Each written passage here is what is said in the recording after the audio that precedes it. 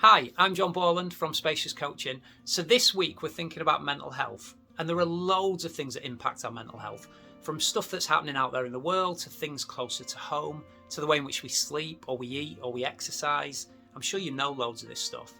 But there's one thing that I think impacts our mental health a lot, and it's often overlooked and often not talked about. Let me explain it. It's something called our self-talk.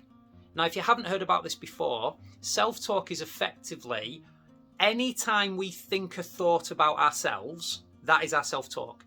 Whether that thought about ourselves is positive or negative or indifferent, doesn't matter. That is our self-talk. And I think the quality of our self-talk has a huge impact upon our mental health. Now, the difficulty we have is we're so used to our self-talk. We're doing this constantly. We wander around all day, every day, thinking things about ourselves. We often don't even realise we're doing it, and it just becomes normal for us. But the problem then we have is we can't spot our self-talk, and if we can't spot it, we can't change it. And sometimes our self-talk is really negatively impacting our mental health, and sometimes it's really positive for us. So to make this easier, let me introduce you to the three voices of your self-talk, the three voices that I think live in your head, because if you can spot these, it'll help you be able to deal with them better. Here's the first voice that I think we have, something that I refer to as our gremlin, otherwise known as our inner critic. It's the self-talk that goes on when you are effectively criticising yourself, slagging yourself off, having a go at yourself. The things that you think where you wander around going, oh, that's no good, I'm absolutely useless, I'm terrible at that, I look awful, who's interested in me, I'm going to fail at this, I can't do that. You know that kind of self-talk? That's your gremlin inner critic self-talk. And actually all it does is make you feel worse and worse and worse about yourself, worse and worse and worse about your life. And some people's gremlins are really, really loud.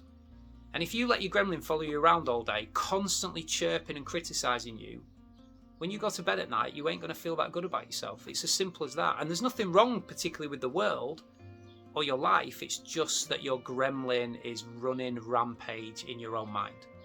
Now, here's the thing is, we need to be able to hear our gremlin and work with it. Hear our gremlin and be able to go, okay, there you are. Off you go, I don't need you right now. Recognise it for what it is. It's just a voice in your head. It's not real. It's not true. It's just a negative voice in your head. Now, the second voice you have is something that I refer to as your cheerleader or your encourager. The voice that you have in your head that says to you, you can do this, you know, you're going to be all right here. You can make that work. You're doing really good. Keep going, you. This is great.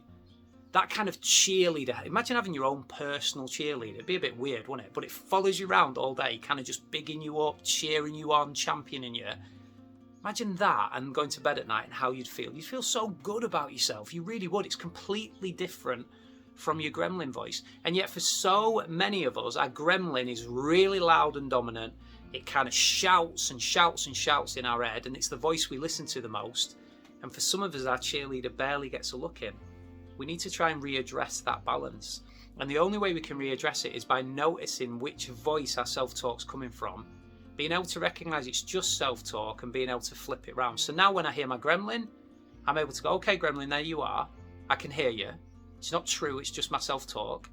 Off you go. Let me have a chat with my cheerleader, see what my cheerleader thinks, and I big up my cheerleader voice. And it really helps me with my own mental health, and I think it can do the same for you too. Now, the third voice is the voice that I refer to as the coach. This is the voice in your self-talk who knows what's right and wrong for you, what's good and bad for you. It's the coach voice that tells you at times, hey, you need to get an early night because you need some sleep. You need to readdress your work-life balance here. Maybe you need a little bit of time out from something. Maybe you need to introduce more exercise or more sleep into your world. Whatever it is, it's that coach voice. It's the voice that knows what's good and bad for you. Sometimes it's intuitive, and sometimes it chirps away at you a little bit, trying to get your attention, trying to get you to act upon it. The difficulty we have for so many of us is that we ignore that coach voice. We ignore that voice that knows what's right and wrong for us. We put it to bed. We tell it that we don't have time for it. We can't act upon it. We can't do it. And yet we can. And if we listen to that coach voice more, I think all of our mental health would be in a better place.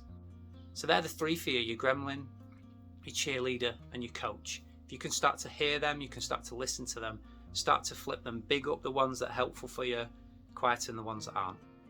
I hope this helps you. Take good care of yourselves.